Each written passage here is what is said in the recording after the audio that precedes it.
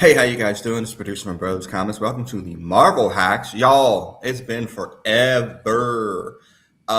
We are coming back for X-Men 97 season 2. It's been about a 2-year wait in between seasons. I could rant about that as well. But we are going to review the first 2 episodes of season 2, even though they did 3 episodes, and I'll explain why we didn't do the third one. On the line is Brother Beavis. Hey man, what's happening? Hey, yo, don't call it a comeback. I No. like to think it's just there hasn't been anything great going on in the world. It just if when we're needed, we will return. When Yeah, there's that's something worth fair. talking Yeah, it's like Batman. Yeah, I mean, more than anything, that definitely does play into it. You can talk about superhero fatigue. You can talk about Supergirl not doing well. You can talk about Spider-Man not doing well. Fantastic Four, like all of these things that we're like, we talked about in the group chat, and not necessarily worthy of recording because I think comics, like a lot of things, is just in a comics entertainment or whatever is in a downturn. Comic books in themselves are in a spot where I would not even consider reading one at this point in time. Every time that I go to look at one, I'm like, yeah, you know what, I'm good, fam. Although I did have a friend of mine, shout out to Anthony, that told me that the absolute Batmans and Wonder Womans and all that are actually very good, and he's not prone to exaggeration. So, yeah, it is what it is. We enjoyed this show. If you go to the archives for us for X-Men 97 season 1, use Brothers Comics, you'll see us. We gushed over this. Like, I don't, can you think of an episode that besides the Mojo one that we were like, yeah, this is not a good show?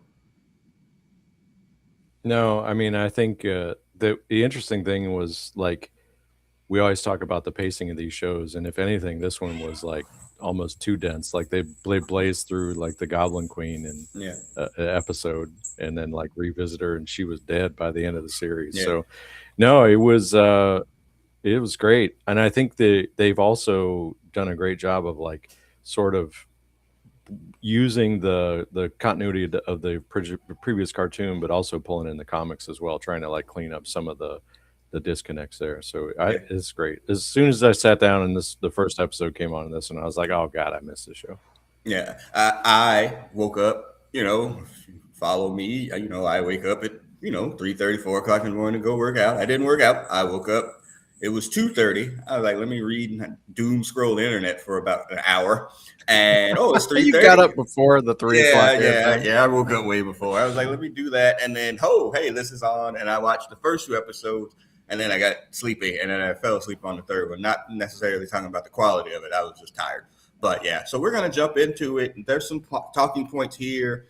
I added a little bit of a new feature here as we're going through, especially if you're watching on YouTube, but you'll be able to hear it here on the podcast part as well. So yeah, how we got here. So the episodes there, what is it? Tolerance's extinction. The last 3 episodes, the X-Men get together. They come back together to fight off Bastion and Operation Zero Tolerance. They get to that point, Magneto and the group stave off Bastion, and but the asteroid M is crashing to Earth. It's going to again make dinosaurs out of everybody, and then magically they are poofed out of the sky, and then the X-Men are gone. Everybody thinks they're dead. It's 6 months later, but in reality, they've actually been teleported off Earth by Redacted, and so nobody knows where they are. So there's only a couple of X-Men left on the Earth: Cable, Sunspot, Jubilee. We'll find the other ones here coming up pretty soon. But yeah, that's where we are. But both teams are separated, in one in the past, one in the future, and then there's a plot by Forge and Bishop to go back in time and go forward in time to actually rescue the X-Men. And the idea of the line is so funny to me. It makes me laugh every time he says it. We got to bring the X-Men back to the 90s. not exactly the Yeah. not exactly the decade that a lot of people are like, hey, you know what? Let's go back to the 90s. But whatever. Yeah. So anything that I missed there on the setup before we get started? No, but they drop another one like later where he's like, "We gotta go to where they're most vulnerable." The '90s. I'm like, what was up with the The '90s? 90s. Just because like they strip mine the comics with some bullshit crossovers. That's all. Now we're getting Oh, cartoons made out of them. oh boy. Yeah. You say that. And How We Got Here Part Two is so the showrunner was this Bo DeMayo. He was essentially the primary force behind season one. Got a lot of writing credits on it. Definitely the executive producer on it. Definitely again overrunning that show and the plots and everything how it gets out. And again, nobody really had any issues with how he handled this show moving forward, paying careful attention to the classics, blending in stories and people from other eras. Like, I mean, there was really no issue. Apparently, he has an HR issue, though. Like, apparently, he was not a good person, not a nice guy, whatever, however you want to look at that. And he winds up getting shit canned by the powers that be at Disney, but he didn't get fired until they had actually already started production on season two. So if you're looking at the credits and you see executive producer Bo DeMayo, definitely in the first two. I'm not 100% sure if he's in the third episode as an executive producer, but his name is on there. Allegedly, he got fired. He says he got fired because he had an OnlyFans account. He's still kind of tweeting his way through it as the shows are being aired. But yeah, if it feels like the show changes a little bit as you're moving forward, that might be because his influence on the show diminishes as the season goes on. Would that be fair? Yeah, or we're going to find out it really was a community of people that were involved in it, and the voice actors and whatever other creators, and it's going to be fine. So we're going to Yeah. find out. Yeah. And he clearly has for season two, an eye on eras that we weren't necessarily fond of, which is going to come up here in a bit. If you're on YouTube, I use the Grant Morrison, Frank Quitely era of the new X-Men, which Brother Beavis is for sure not a fan of. I am too not a fan of that particular era. That's what And got at me some off point, the we're going to books. get this. Yeah, at some point, we're going to get this era too. I'm not looking forward to that part of it, but maybe if they can condense it, maybe if it's not that much, it won't be that bad. But I'm not sure about that. All right, let's see where we are. Okay, so before we get started, old man rant. You are not a online person that much in terms of social media. I am not nearly as much as I was from doing this. Additionally to like Twitter became a Nazi, hotspot. It's just not something that I do as often anymore. So rolling through, and it was primarily on Facebook this time, like I'm seeing like people, whether they're social media creators or content creators or whatever like that, just absolutely spoiling all of this stuff. Like, so the show came out on Wednesday. That's fine. People are talking about this on Friday. It's been 2 days. I think that's a reasonable time frame. I think we've talked about that before on here. But everybody's like, oh, well, Mother of Scotty is name redacted. Oh, Ramal Tut, that person is name redacted. Like, they're just spoiling it, all that. And then, like, so many people that enjoy this show probably have not read the comics.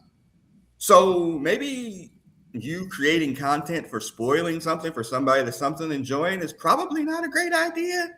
And maybe you hold that off, or not necessarily put it behind a paywall, but don't put it on the front page of your YouTube. You know what I'm saying? Like, does that make any sense? Yeah, although I do have to say, like, they are spoiling some 30-year-old books. Like, Yeah, that's some of these things are known. The other thing I would say is, like, nobody has a job anymore, so this is how people work, and they're trying to get those clicks. So, no, I understand. Yes, exactly. people just trying to eat. People trying to eat. I understand. Bo the man was trying If to eat somebody, too. if somebody, if somebody's once that Ramatut news is out, like, you can't make money off that anymore. Well, exactly. I get it. I get it. It's a hard world out there. I understand. I do. But I was just like scrolling, and I was just like, "Yo, what?" I mean, again, and I say this as somebody that read the books, so I'm like, man, that was for somebody that hadn't read the books. It's probably like, oh man, that wasn't like, oh, that's if they have any familiarity with MCU but not comics, you really just kind of spoiled something for them. But like, I don't know. Like, Yeah, but if you're really not that in, if you're watching this show and didn't read the books, are you also like out reading comic book blogs and looking, like, are you really like mining the internet yeah. if you're not really into it. That's fair. Yeah, I mean, if you go into a review and it doesn't say spoilers alerts coming or whatever, that's on you too. But I think I just from just Yeah. scrolling through, like people had it like front page and center, like out there about stuff that obviously the show is trying to keep hidden for at least or Yeah. a bit. So maybe don't do that already. I mean, again, it's that old Scrubs joke, where Dr. Cox, told janitor, he was watching, what's that movie where Bruce Willis is the ghost or whatever. Like he's like, oh yeah, he's a ghost. And like the movie's 20 years old. It's like, no, I mean, I understand that. Like I get it, but golly, man, just save something. Yeah, you might need to leave. You might need to leave the clouds alone on this Yeah, one. all You might right, need fine, to whatever. I tried. I don't know why that bothered me yesterday. All right. So the comic books that inspired here, um, we'll talk about those books here in a little bit. But the first two episodes, The Adventures of Cyclops and Phoenix, that is the basis of those particular things. If you're on YouTube and you see the cover of this and you're like, I don't know what the hell I'm looking at, welcome to 1994, y'all, because we didn't know either. Because I'm pretty sure I still have these books somewhere in a box somewhere. I went to the internet and kind of skimmed through them in preparation for this show. But yeah, Scott Lobdell, Gene Ha, 1994. Comic book wise, they get transport after Gene and Scott's wedding. They get transported off into this distant time into the future. the land of 0% body Yeah, fat. exactly. Yeah, HGH ain't got nothing on me. But they go out there, and this is the era where they're going to raise Cable, Nathan Dayspring, Nathan Summers, however you want to look at that. They raise him for 12 years, never telling him I think they go by Slim and Red in these books. And they raise Nathan for those 12 years before they wind up getting transported back. This is where you're going to get the Ascani. This is where you're going to get Mother Ascani, which we'll talk about here in a second. Like, that's it.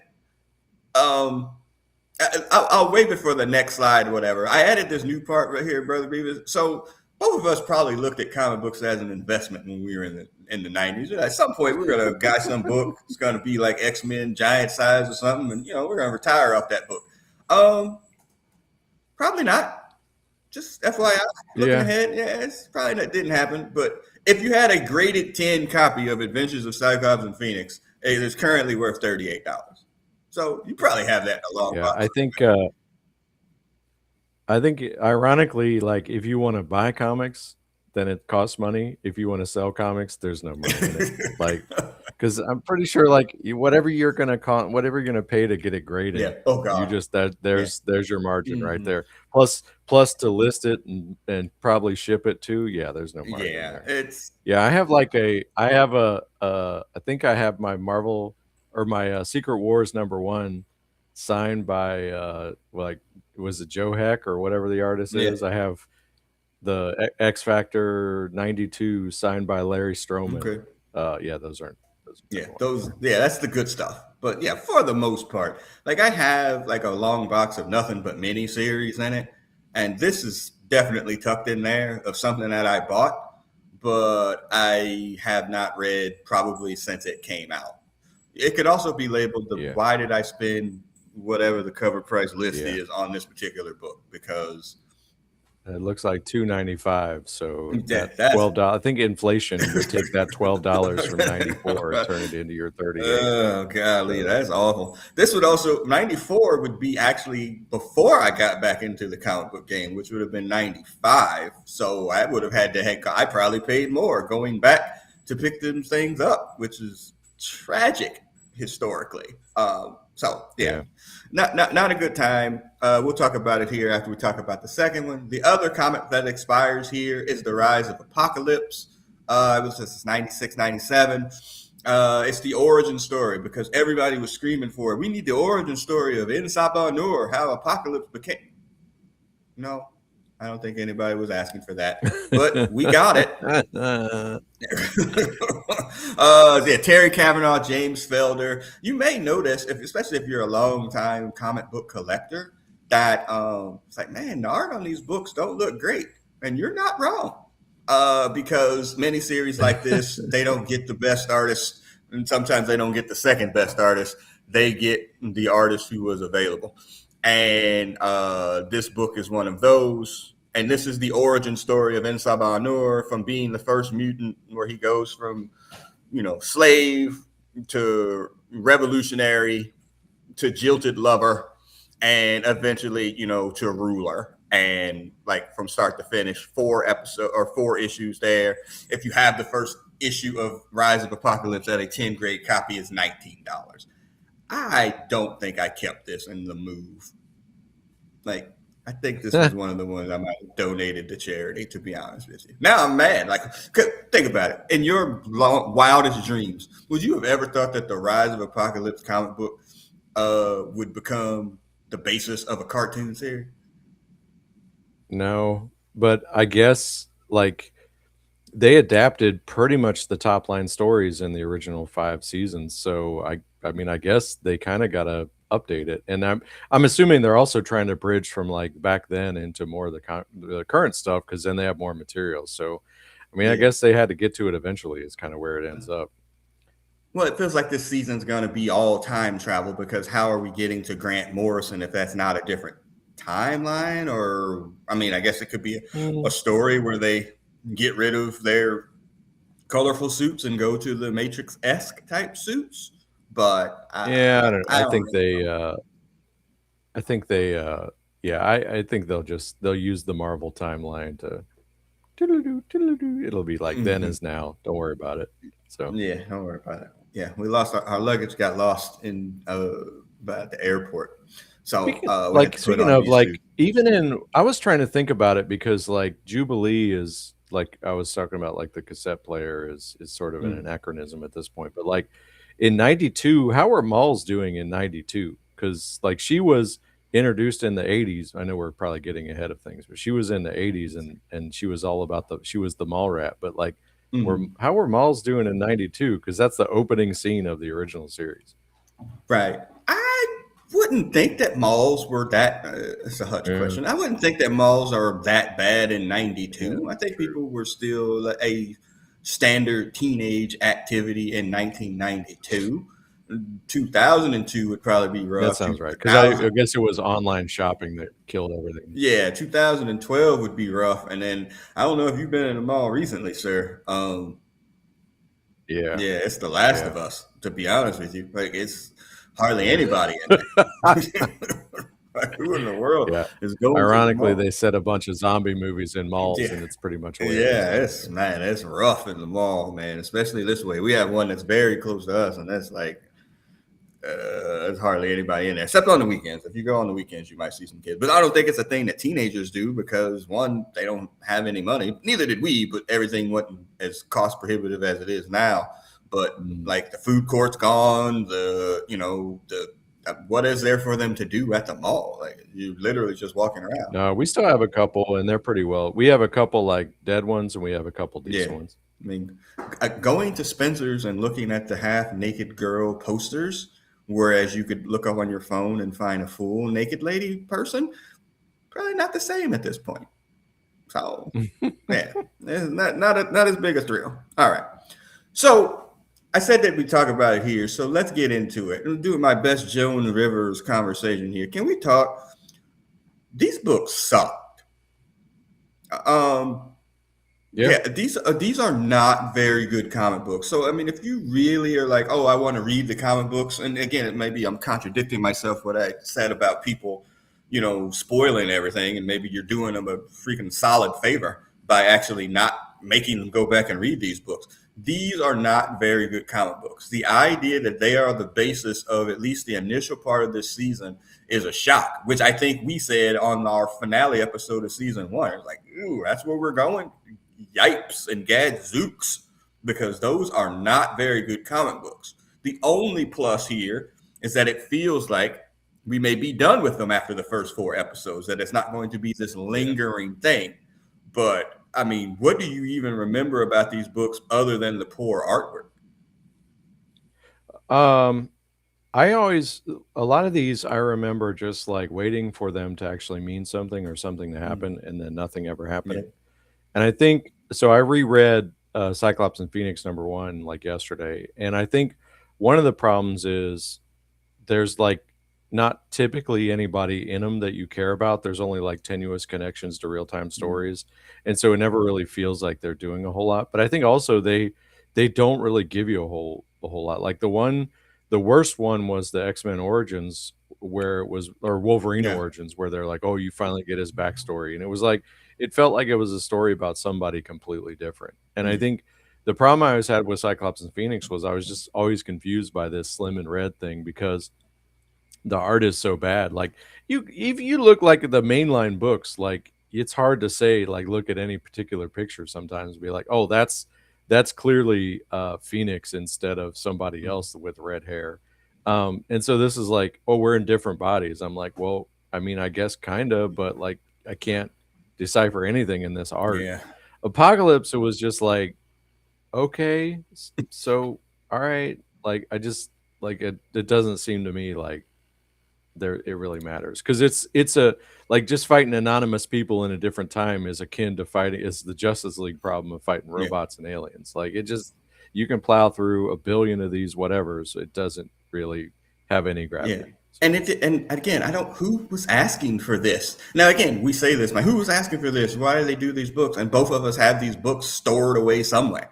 So it's just mhm. it's the idea, at least in comics at that time, it's probably is still, even though I'm not collecting, it's still like, hey, we got you here. We know you're interested in this. We're going to give you this crumb that we're going to, appealing to you as a collector that you're going to want to have, and you just wind up buying it anyway because, just because, when they're actually not giving you Yeah. anything. And again, at a minimum, at least try. But these are, Cyclops and Phoenix is, it's impossible to read. Like, the artwork is Mhm. so bad. I mean, you can't tell what anything is happening in that book. Apocalypse is much better at the art ish, but the story is just for goofs. And Yeah. I am the goof that owns it. And I Yeah. wasn't happy about that part either. But yeah, I mean, if you're hell bent, like, you know what, I want to know this backstory, I want to get myself familiar about that, blah, blah, blah, freaking download the Marvel app, freaking buy the books or whatever, $10, $12 a month, and you can go and read to your heart's content. Good luck trying to find the books on that app, but go nuts. But I'm telling you right now, or we're telling you right now, if you listen to our opinion about anything, those are not very good comic books, at all. Just save yourself the time. We've given you more than Yeah. I'm trying to think of if there was a good limited series, and I don't yeah. like. I don't know. I read a there was like a 2 or 3 part graphic novel of like Captain America, or yeah, Captain America the Punisher, that was really Mhm. good. There's that Avengers, the one where they pull like from different groups across Mhm. time and they're fighting Kang. That Oh one yeah, was okay. Avengers Forever. Um, yeah, but other than that, like it's kind of Yeah. sparse.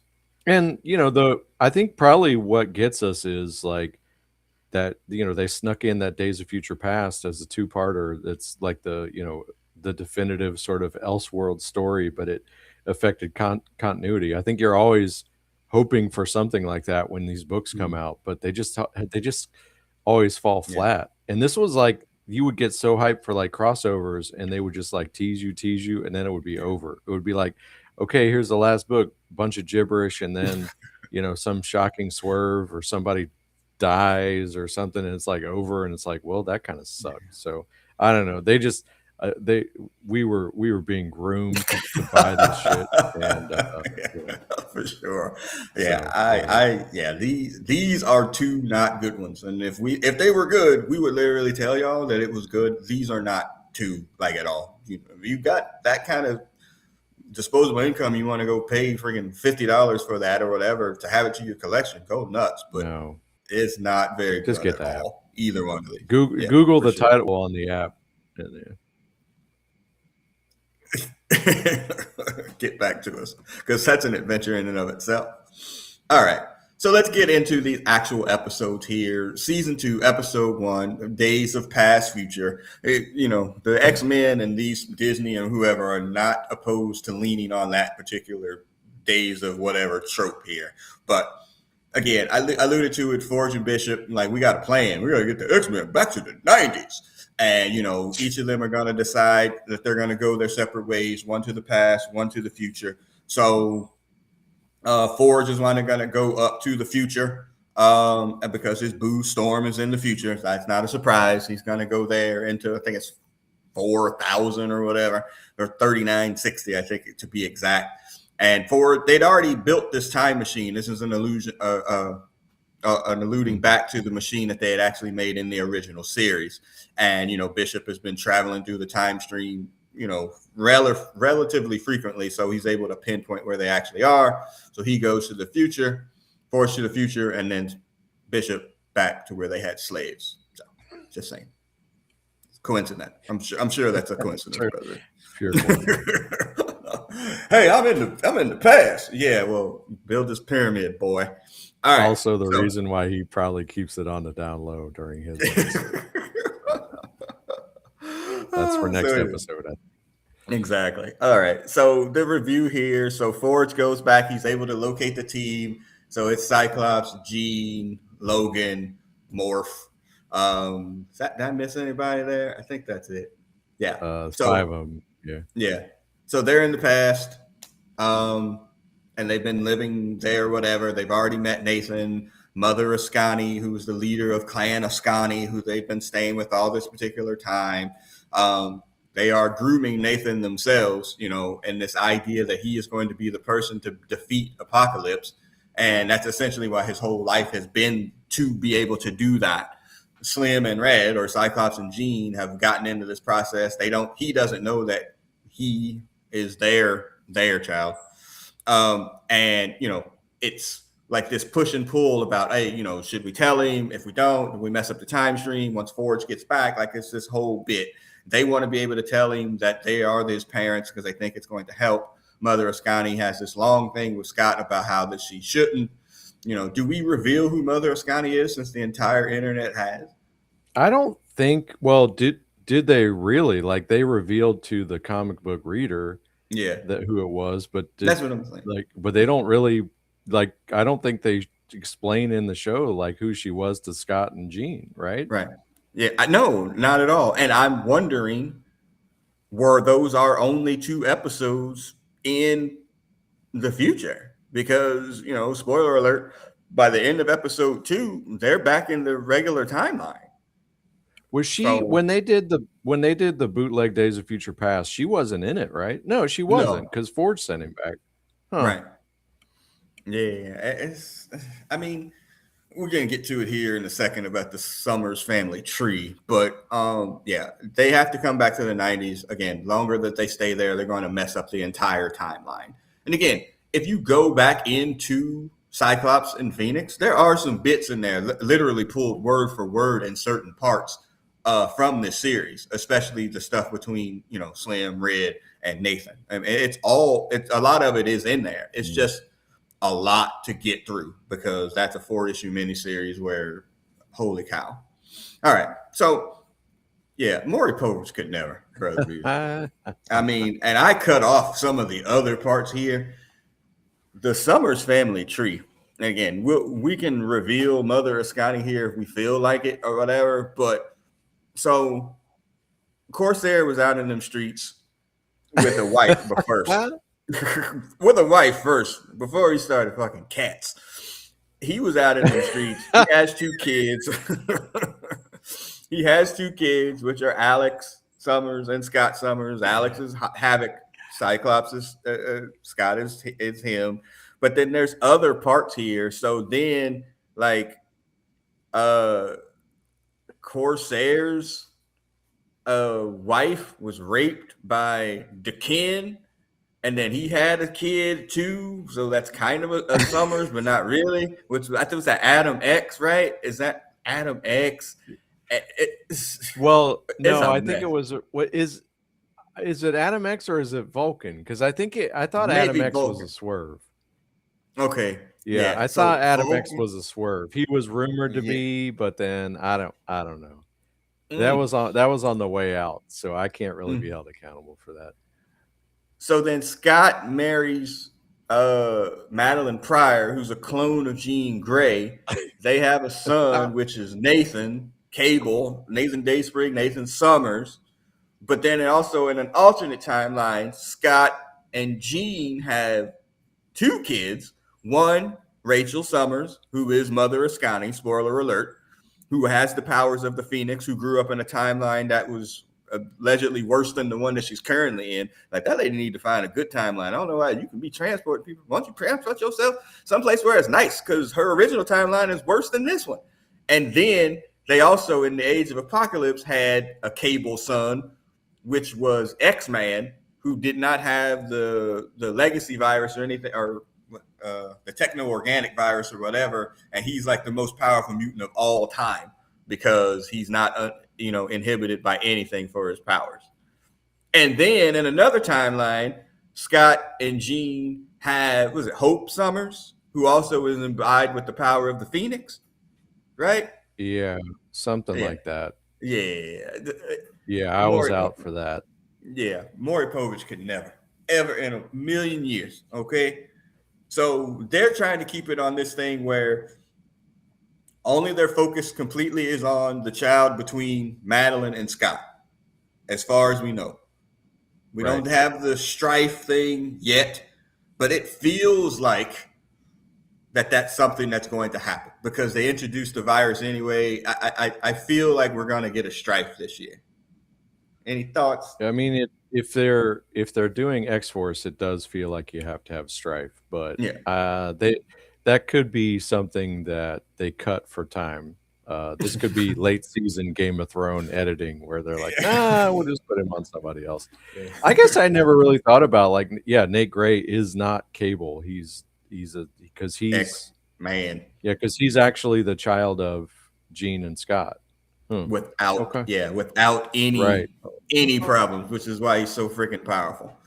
Yeah, and There's again, one part somebody says the line in one of these, they're like, "Who is Cable?" And I was like, Psh, "How many minutes you got?" Like that's a whole episode. I was talking to some guys that like are not fans for about this. Like, what? So is Cable like Cyclops' dad? I was, how long you got, bro? I mean, like this.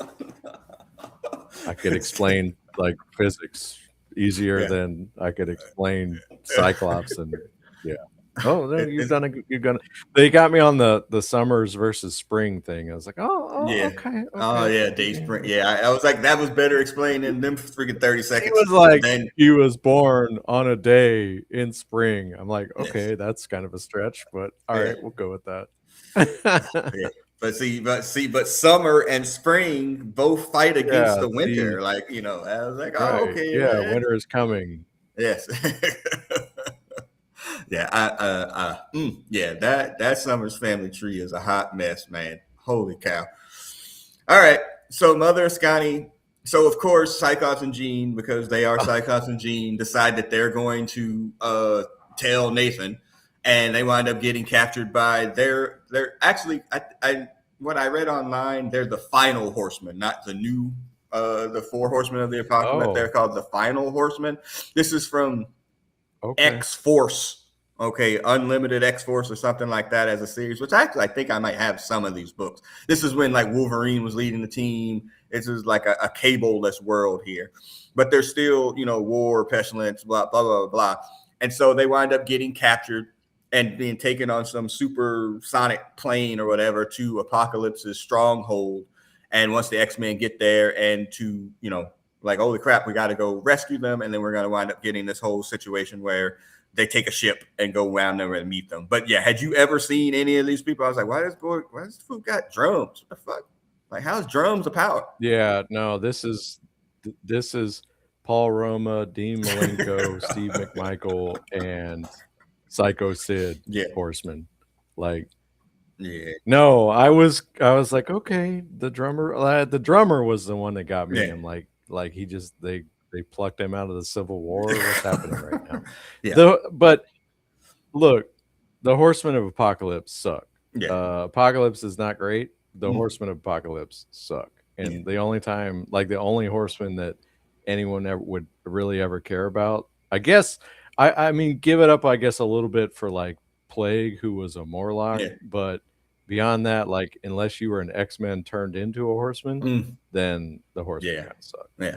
And I'm just gonna say it, we're gonna get there, but I think I'm the one person who does not like the Archangel redesign. Ooh, We can talk about that later, but yeah. that's Ooh, not a that's interesting. Okay, yeah, I put in there that Mother Ascani in explaining this whole process was like the architect in the Matrix, because Oh yeah, it yeah, was yeah. like we are talking and we've moved beyond riddles, where we've turned into Yeah. riddles but spoken backwards at this point. Which again, if they're going to later reveal who Mother Ascani is, that's gonna be fine because you can come back and be like, I was trying to whatever, hide the fact that I'm also one of your children from a different timeline. But if you're not, like, if we don't come back to the future, like, okay, like that's why I don't sometimes like time displaced stories, because unless you're going to give Mhm. it the full attention, like you're just leaving. It's not even breadcrumbs. You're leaving whole loaves of bread there for people to interpret on their own. And on a show like this, you're probably not going to get a chance to come back. This is not going to be on for 10 seasons.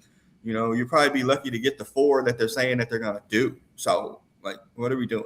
Oh, Yeah, well, when I read the first one reread the first one, and I was like, "Okay, well, I'm not reading any more of this." mm, I went to Wikipedia, yeah. and it explained how she's there in the first place, which involves an Excalibur Captain Britain story. Mm. I'm like, "Oh, yeah, they're never We gonna do that. That's not gonna happen." might get Captain Britain now since Hylock is hanging out here. All right, if you got Uncanny X Force, y'all, from 2010, 1350 for a graded 10 copy. 1350 Uncanny X. Yeah, but it was probably Yeah, 7.95 that's when it fair. like, Yeah, back at the then. Yeah, because it was a number one. Oof. Yeah, that's bad. Yeah, you probably didn't make any money off of that one. All right. All right. So if y'all haven't heard, Storm is an Omega level mutant. I just want to make sure that y'all have heard this from this particular show, because they have made it very clear that she is an Omega level mutant. Like, all these people online screaming about, like, she's not. I assure you, she is an Omega level mutant. So it's because to be able to get to the bullet train that they got to, they have to raise a ship, and the only way they can get the power for that ship is for Storm to harness the powers of the sun, which is something that she obviously had not done in a comic or in a this setting before. She was able to do that with the urging of Mother Ascani. And this is not a, I'm not shitting on Storm. This is like beating us over the head. Like, okay, she's an Omega level mutant. Like, we know, like, you don't have to keep telling us this. Like, we got it already. Like, I got it. I don't know if you got it, but I certainly got it. That Storm's an Omega Yeah. level mutant. You got it now, Brother Venus? This is more this is more consistent with, like, where Storm is during, like, the House of X after the initial reveal Yeah. when she was living on Mars, Mars. which was Apocalypse World or Mhm. whatever, and she was doing all kinds of shit up there. That's more, like, consistent with there.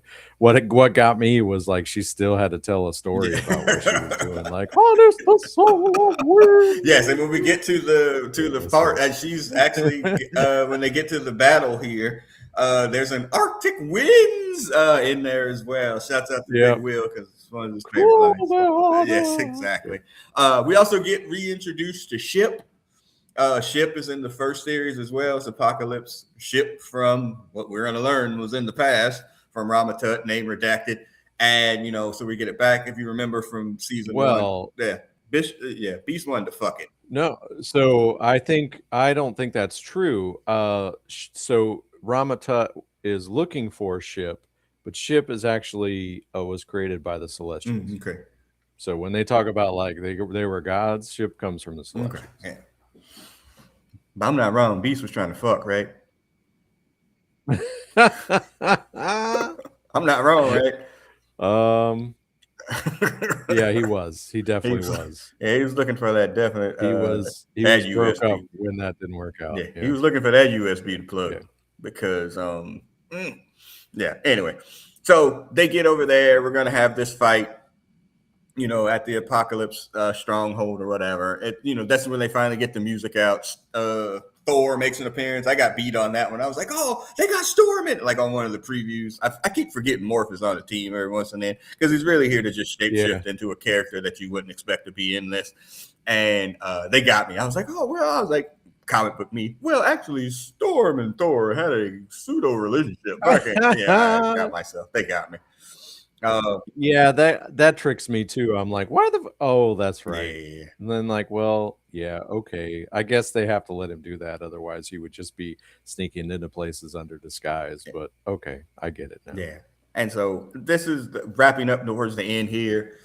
They go there, they defeat them. There was one more thing that got me. They were like, uh, don't they like Scott and Jean run off with Nathan at one point, and they're like, "How could they do this? They're ruining the Yeah. timeline." And I think Storm's like, "Well, how do you know this isn't the timeline?" I'm like, "This is some Bill and Ted bullshit.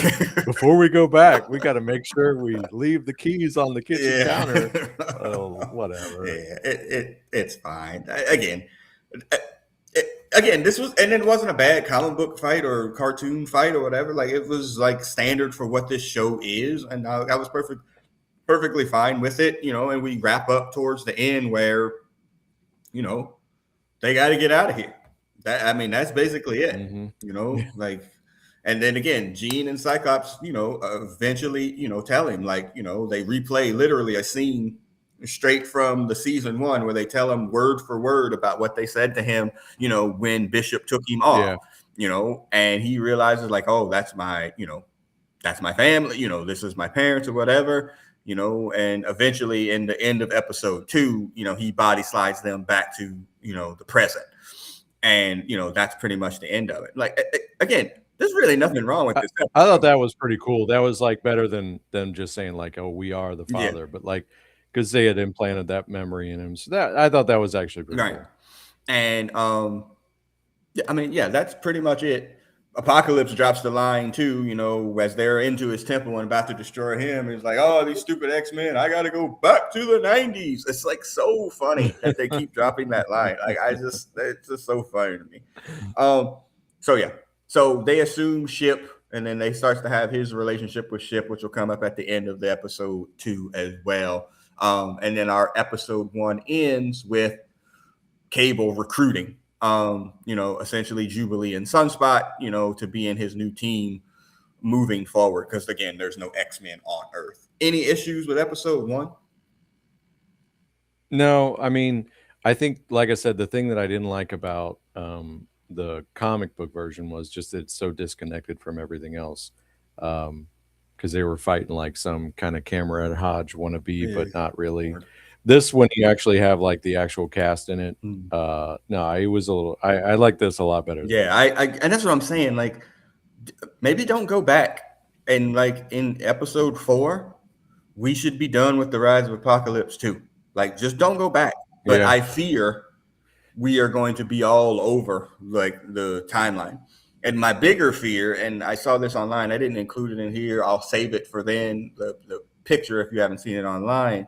That like when Xavier is in, um, whose mind does he get into?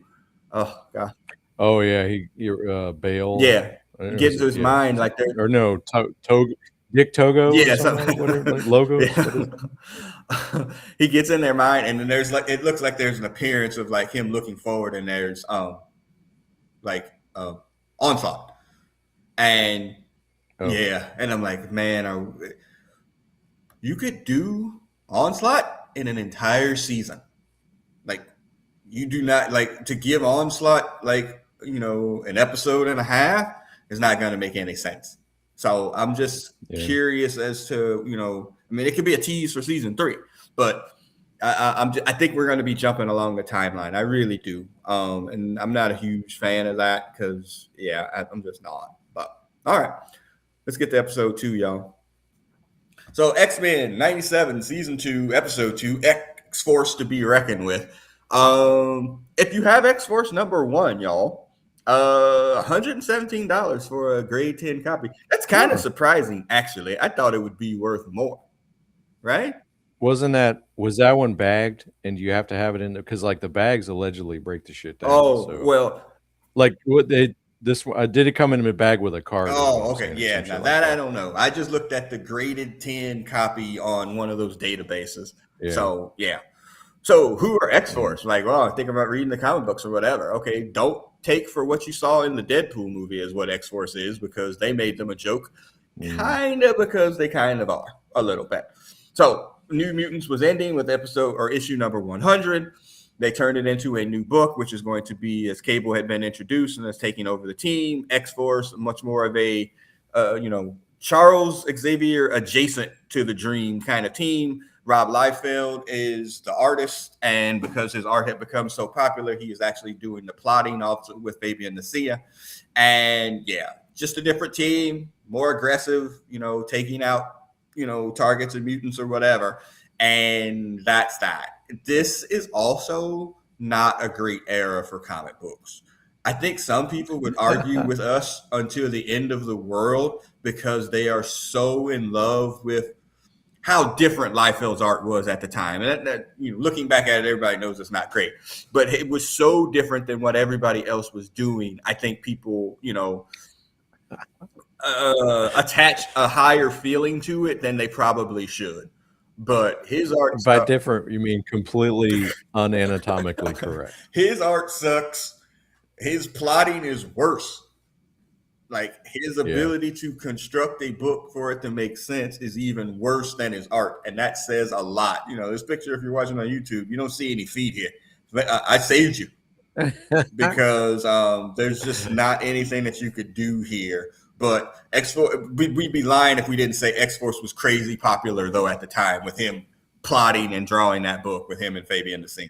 What are Cable's shoulders actually connected to? Yeah, do they come off his neck? Yeah, what is happening? This guy, if he is an absolute hack. I mean, God, if you put Brothers Comics and Rob Liefeld in a search engine, you'd probably come up about, I don't know, 7 to 15 clips of us just ranting how awful this person is as a person, as well as his comics. Like we are not fans, never been fans.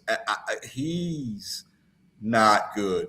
And as we kind of get forward and spoiling the lead here, I am certain that Marvel was like, so we are not using any of these people that's in X-Force because we don't. There's probably some residual that they would have to pay him, and they're not paying a penny. We're not seeing Shatterstar. We ain't seeing none of them people because you suck so bad. We wouldn't do anything to promote anything that you've done, like at all. So no boom booms. None. Although, I think you could look. It's interesting though because you look at it like Jubilee is effectively boom boom. Mm-hmm. You could say like Psylocke is effectively Shatterstar. Yeah. Sunspot was in it. And then like Cannonball, Archangel, like they kind of have the power set. Yeah. They didn't put in Feral, but given that we're gonna get another shapeshifter on another team here, I guess that kind of makes sense. All right. And I'm sure there is an era of X-Force that was Psylocke and Archangel. They had their own shitty miniseries too. side miniseries. Yeah, they did. Yeah. To me, it was like, okay, well, this is probably the shortest path to get them in the story, and I'd much rather have them in the story than to have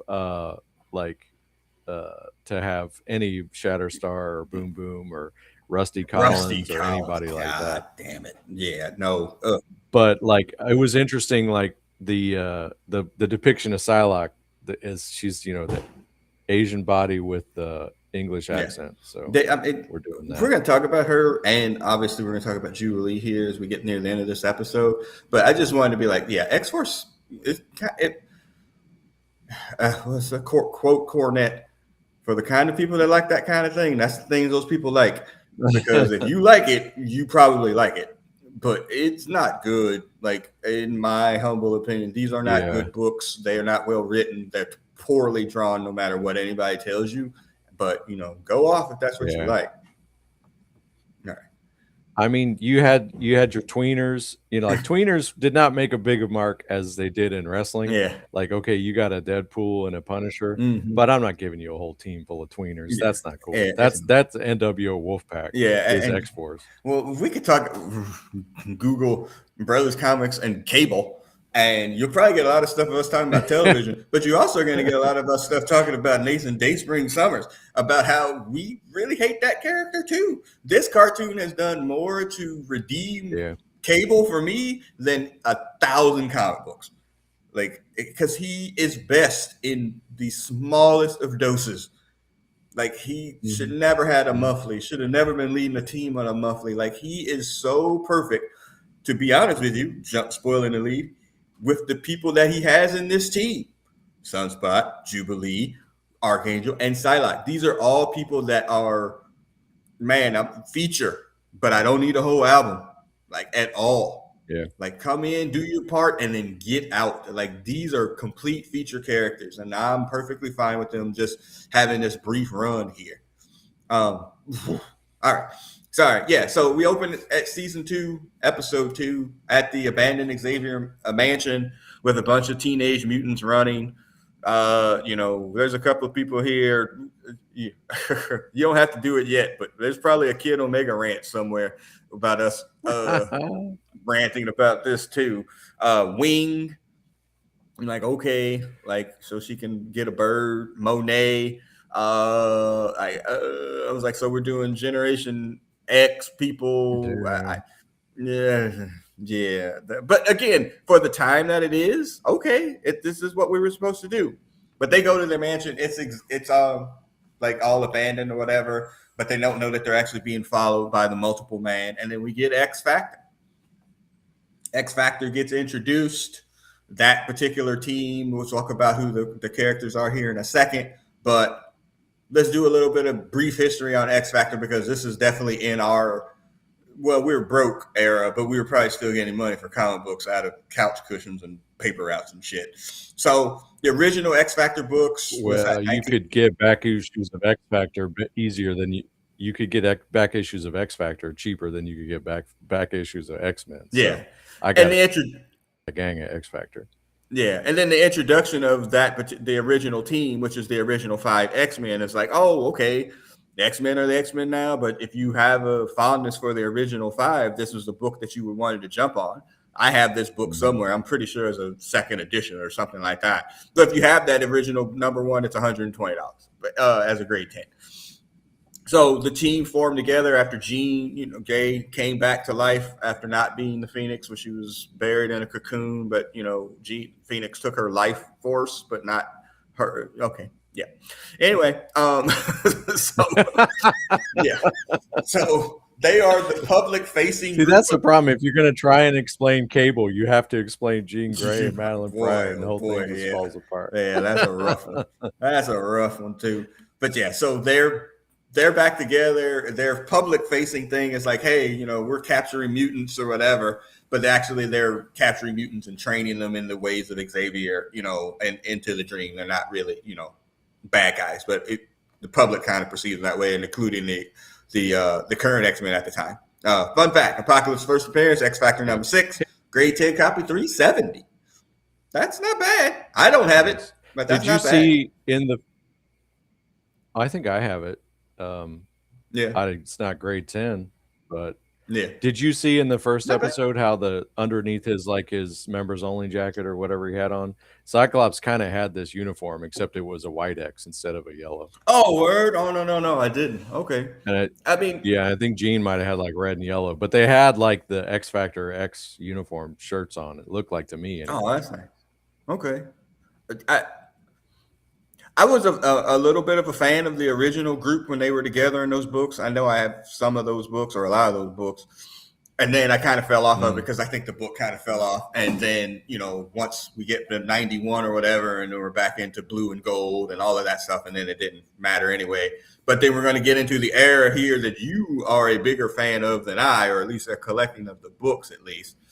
Then we get into X Factor group number 2, which was 91 to 98. Those kids move off. And then we get this second group of X Factor in, led by Havoc, another Summers, Polaris, got Strong Guy, Multiple Man. Was it Wolfsbane, right? I think that's who that Yep, is. yep. Yeah, at that And team and Quicksilver, there. but they And haven't brought him Quicksilver, in. but Yeah. redacted. Also, Quicksilver redacted.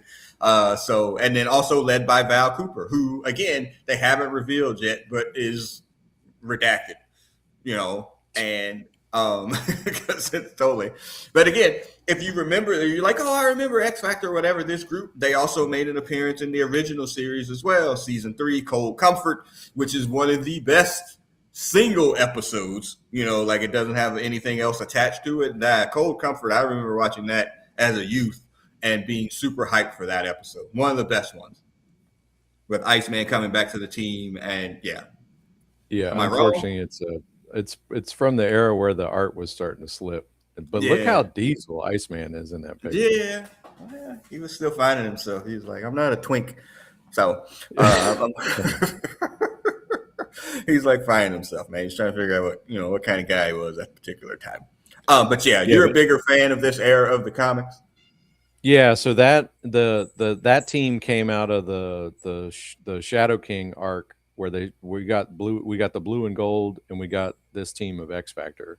Mm-hmm. And the art was not great. All respect to Strowman, but it was not really my style. But Peter Mm-hmm. David was writing it, and to me, it's like the epitome of like you can, as long as there's a good story, it doesn't necessarily matter who was in it. So yeah, Yeah. I was a big fan, and there was the great crossover because he was writing the Hulk at the time. There was a great X Mm-hmm. Factor Hulk crossover where Havoc and Hulk have a conflict. It was great.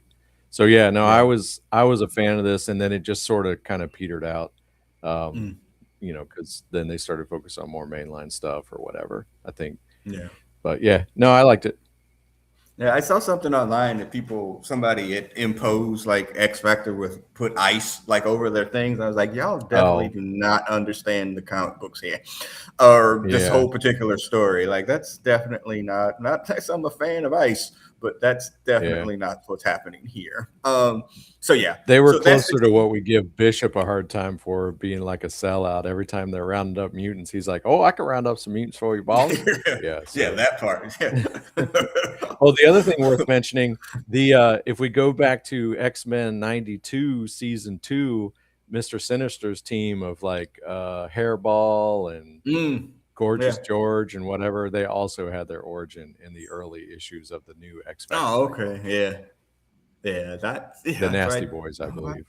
the nasty boys, yes. Not Hobbs or Knobs and whatever. But Not okay, Larry Sags and Brian Knobs. yeah, Speaking of, exactly. I All watched the right. Hogan documentary yesterday. Yeah, that's it. Was it in the fiction section? The biggest part that annoyed me was they were like, "Yeah, by that time WCW was a distance." I'm like, "Fuck y'all! Wrestling was in the shitter. That was your number two. Don't try and act like it wasn't." Yeah, Yeah. yeah, that's pure fiction. They skipped over like something that had happened near the end of his career involving Oh somebody yeah, else's yeah. I wife. was waiting. I was like, are they gonna actually Yeah, say what he said that yeah, got him? yeah. Yeah. No, we didn't do that. No. All They right, anyway. Linda was the baby face in that story. I only knew she Yeah, had like a 19-year-old boyfriend, but no, that was after the fact. yeah, She got victimized. yeah. But but we are way off the reservation here. But they're also like, yeah, man, she was the most beautiful woman. I was like, is the beautiful woman in the room with us right now? Because I seen them old pictures. That wasn't what I would have described her as. I mean, not like an unattractive person, but come on, fam. Anywho, so yeah, so they capture those mutants and they take those mutants away. You know, Husk makes an appearance, and I was always a big fan of or not Husk, but oh, whose mouth is on fire? What's his name? Oh yeah, Jonathan Starsmore, or whatever his name Yeah, was. Chamber. yeah, Chamber. Yeah, I was always a big fan, so I popped like when he was there or whatever. But then we get to this part, and when they get to the introduction for season two, like we always tell you, don't skip the freaking music. Or how are you skipping the freaking start of the show anyway when they do the theme song? Plus, it also has hints to the episodes and things moving forward in the animation. Man, they did an X Force '97 group. I popped at 4 o'clock in the morning. I was like, oh, like I popped hard, man, for that. Everybody got the same, it's the same thing, just with the different team and the different names. I popped hard. When I told y'all, you were like, I saw episode 1, and I think later on, I was like, there's an issue where you're going to pop for episode 2. I popped hard here. You? It was fine. What? Oh my God. Come on, man. You're being comic book guy here. Nah, No. I mean, it was. I appreciate that they did it that way, like because Yeah. it definitely was not an X-Men '97 episode. But yeah, Yeah. It's Okay. still X Force. That's fine. So, but yeah, so now we have these two teams that are essentially on a collision course, X Force and X Factor, and how we're going to get to that point, I would assume is going to be into the future Yeah. because this episode is really focused on a couple of different things. Yeah, well, Primarily, let me add also, like, it's, I think it's worth it to I what was what I liked was these teams, X-Force and X-Factor, emerge in the absence of the X-Men, which was kinda how it really did happen, like, X-Factor originated while they thought the X-Men were dead, and mm, X-Force, I can't re you know, they came out of the New Mutants who themselves, like, kinda rose to prominence when the X-Men were off-world, so they've always kinda done that, like, they've introduced a team sort of they've at least made it seem a little bit like it's out of necessity, mm, not just, "We wanna sell more books." yeah, So, this, I think, worked in that the X-Men are ostensibly gone, so there's a new set of teams. It's not a new X-Men because they mm. have different perspectives on what it is they're trying to do, so I did appreciate that. And I like the idea that, like, okay, so let's just use the established people that we've already established too, Yeah. because it could have been very easy. But like, okay, we're going to sell this toy of, of Husk or Glob or whoever because we're going to be able to sell this toy and do that, and they didn't. So I did appreciate that, and then there's the other part I appreciate too. But in this particular episode, the plot point is primarily like there is one horseman from the old school out there, the one that looks like Mo from Three Stooges, like War, I believe, and they wind up in Brazil looking to capture him, and they do wind up capturing him. And when Psylocke goes to read his mind, she comes up into this diamond-like thing that's like she can't get through it to see what his actual plot is with Apocalypse moving forward.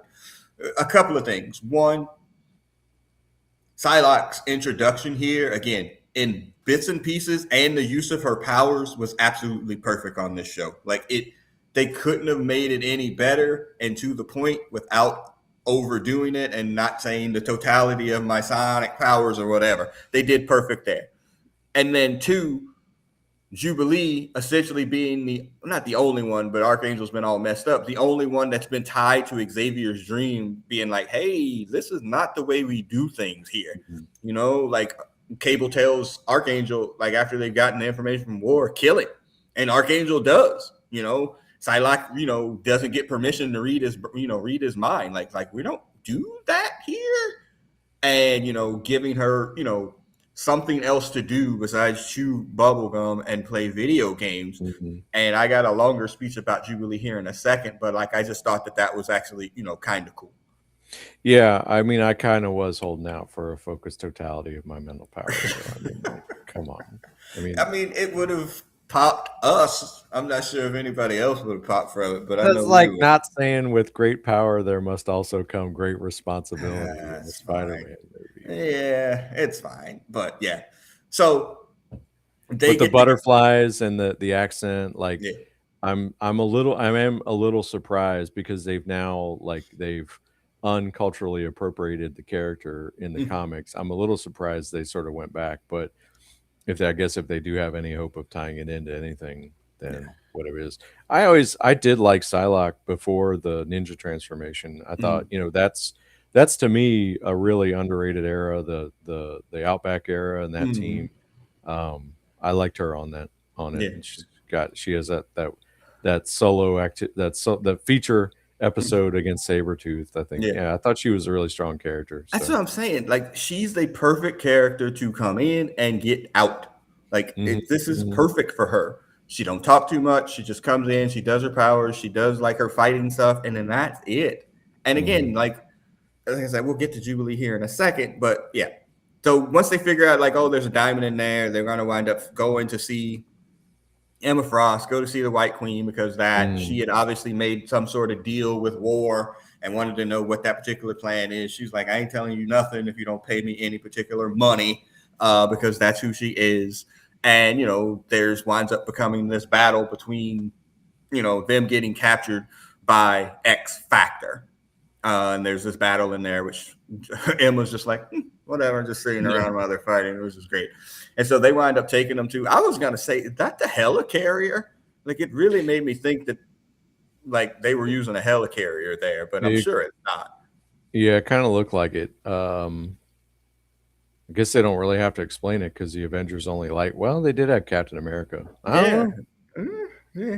So, but yeah, so they wind up like getting captured in Switzerland because they went to when they had this battle in Switzerland because they had gone there to think that they could capture Apocalypse, but he had already gone. That's where the a lab where Archangel got turned into Mhm. Archangel, whatever. They have the battle. They get taken over to the helicarrier. The other ones are winding up escaping, leaving Jubilee there. She winds up getting a meeting with Polaris as she's getting interrogated, and she's like, "What the hell happened to you? Like, what happened to Xavier's dream? How did you wind up here? Like, this is terrible. Y'all are capturing mutants." Like she gives her the whole speech. Polaris obviously has a soft spot for that, and she winds up helping Jubilee escape and breaking out all the mutants that you have no idea who they are, Brother Beavis. Like, who are these people? Like, I Yeah, saw something online about the little baby, like, oh, that was a little baby from some freaking mini series. But I was just like, man, you got to be deep in the yeah, trenches for that one.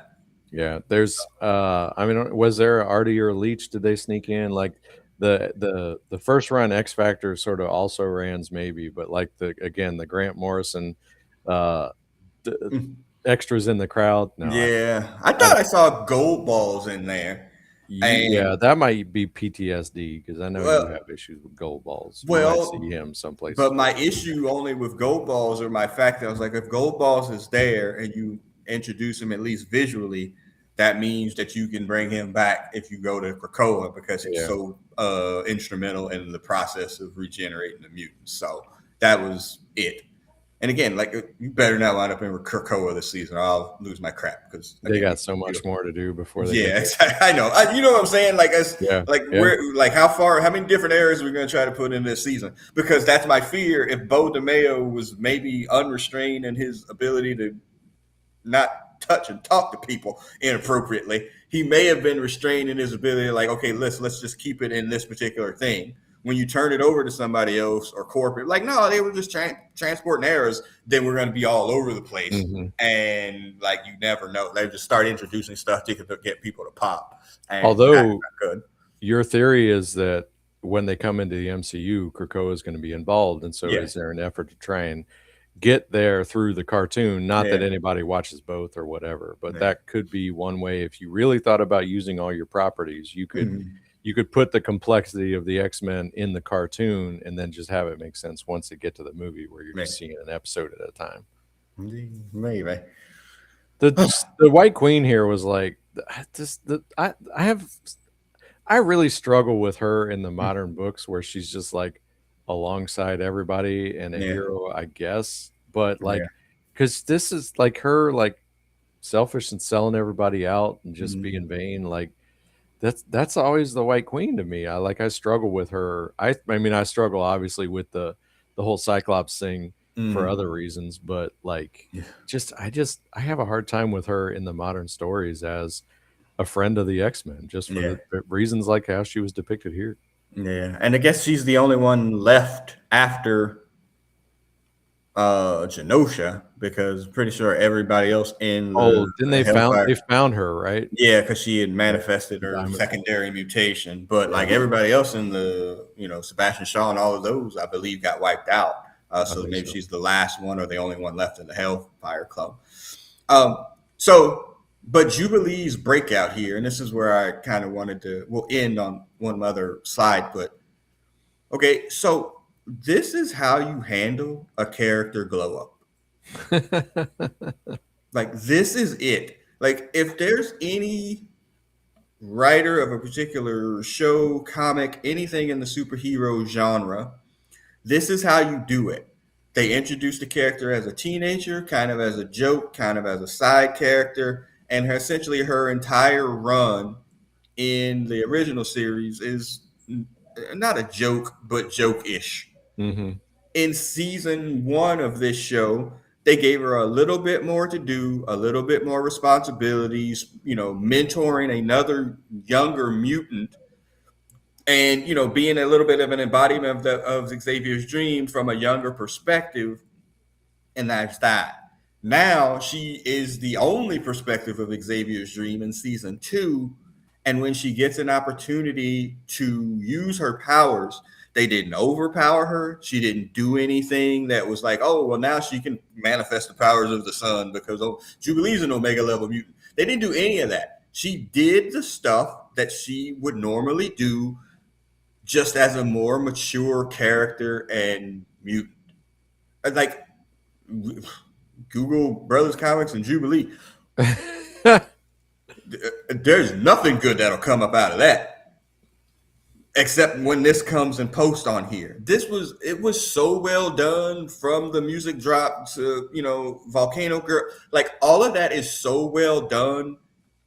I couldn't have liked it anymore. Like, this is us praising Jubilee like we praised Kitty Pryde in that freaking After Krakoa thing. Like, Yeah. I had no idea that this was possible. This is exactly how it's done. I was so impressed by this. I like, well done. It's like, oh, you didn't have to turn her into a vampire like you did in the comic book to make her interesting, for God's sake, or give her a bastard kid. Like, what are we doing? Like, this is how you do it. Yeah. And I would say, like, even in the comics, they moved her over to Generation X, I think, to provide that contrast. And I don't think it hit as hard as it does in this. Like, you're right. They gave her some, they gave her some wins. They sent her off to join a new hold, to learn a new hold. They gave her some wins against some preliminary guys, and now they got her in the main event picture. Yeah, they pushed her properly. She got her where she needed to be. And again, there is this hero's journey oftentimes where, like, oh, okay, now they get to this point, and then like, oh, well, I got these powers now, I can shoot freaking like these, now I'm more powerful, my freaking light things are doing. No, it didn't do any of that, and it stayed within the power of the character. And when she escaped and just sent the light show like up in the air, like, bye, like that, it was perfect. I was like, oh my gosh, like, whoever was in charge of that part knew exactly what they were doing, and people should take 1,000 notes on that. I couldn't have liked that anymore, and we are not Jubilee fans here, like, at all. Man, oh man, I don't think we could say that any stronger than that. All right, and so they get off world and escapes, and did that. And again, I already said the same thing about Psylocke as well. Gets out the mutants, Back to the Future of episode 1. Ship gets them, like, Ship tells Nathan, like, you can't keep them here. Like, it's going to mess up everything if you do that. You got to get them out. They have to go. And so he body slides them out back to the 90s, and then you see Forge with them, but Jubilee, Bishop's team is not back. And they're like, we don't really know what's going on. And then you cut to that part over there in that part of the world, or into the past. And now this is where we pick up the Rise of Apocalypse books. So the first, but Ship puts a ring on it, so you forgot that part. Yeah, good grief, no comment. But that is where we are. And so, like I said, we were going to do the first 2 episodes because episode 3 is a 2-parter, and we kind of did this when we did the original series too, especially the thing with Storm and like losing her powers, or when she was convalescing with Forge. Like, it was split up into 2 different episodes, so we just combined those 2 episodes together because they made sense to go together. So we'll do the first 2 episodes, and then we'll do 3 and 4 together, but know that we're going to be at a minimum in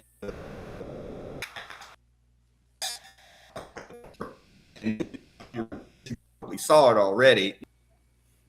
We're in the past, y'all. We're in ancient Egypt. Like, that's basically where we are, and it kind of spins out from there, without spoiling too much or whatever. But overall, I thought these first 2 episodes were very good. Like, it stays consistent on brand, and I'm a little worried about when we get to when Bo DeMaio is not producing it. Like, I could see, because you had said in the group chat, you're like, I'm a little concerned about this season.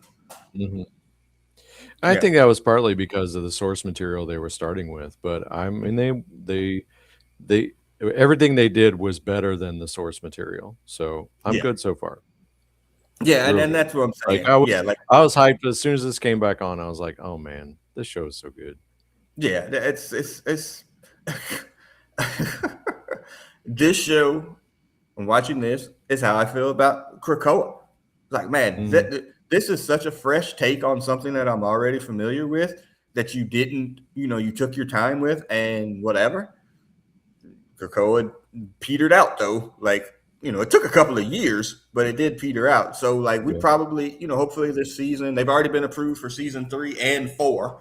I don't know if I'll be have vision or sight or by that time, Well, by but the they time the also Wendy's said they're things going to come have out. them every year. They also said they're Yeah, going to get it back on the actual release schedule. But we'll see. if you're on They're on YouTube, the you can Image see my Comics face. bullshit right now. If you're on YouTube, you can see my face. Yeah, I'll believe that when I see it because they are not about to. The only show they can turn around in quick time is Daredevil. I'm like, damn, Daredevil just said, oh yeah, we'll be back in June. Wait, what? Daredevil, they Charlie can turn Cox around has in no seconds. life. Yeah, Charlie Daredevil, they can Cox. turn around in seconds. Everything else, we'll give it 2 years. Yeah, but all right, but yeah, that's where we are. So our next recap will be episodes 3 and 4. I'm still not a huge fan of the weekly releases, even though we did grow up on this. I'm like, it is a cartoon. Again, my rant about people spoiling everything would be completely shit in the water if they had put all 8 or 10 episodes up. So I understand I'm talking out of both sides of my mouth, but I just, it feels like something that should be watched in bunches and doing it week to week. I don't know. I don't know. It's I modern like stuff. the time to speculate and Yeah. anticipate. Yeah, So that's fine. So, all right, y'all. All right, so we'll be wrapping up here. If you're on the podcast side, you'll hear the X-Men 97 animated music playing us out. That's right. Or X-Force 97 music playing us out. Can't believe you didn't pop on that. it's still X Force. No, Deadpool was still X-Force. This If is they did an technically. X Factor logo, if they did an X Factor intro, I might have been more hyped. You might have. Yeah, probably spoiled it. That's also something. Don't ever do it again. Like, you know what I mean? Like, if you do it with Yeah, X yeah. Factor or like, oh well, Generation X. Like, if you do that, Oh, or they'll probably do one with the quietly people, and you'll quietly turn the TV off. That'll probably be what oh, happens. also worth noting, like Beast was, he was like trying to. Well, I guess that's next time. There's a Beast and Cat reference. I was like, oh God, please no. Oh So no. um, And again, I we think that's can't for tell. next time. Though. And we would talk about this for 2 hours, but also the decentering of Wolverine continues, which is the perfect thing ever.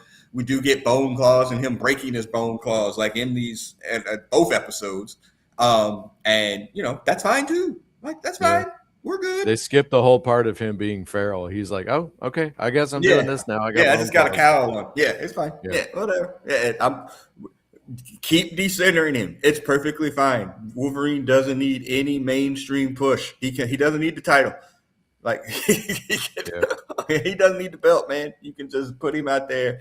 Nobody's gonna be upset by the Send fact him that. back. Send him back to some dates in Japan. Yeah, He'll be exactly. Yeah, he's go work for Baba for a yeah, while. exactly, dude. Like we do not need anything Wolverine centric at all. Nobody's screaming like, "Oh, we need more Wolverine." We are so good, fam.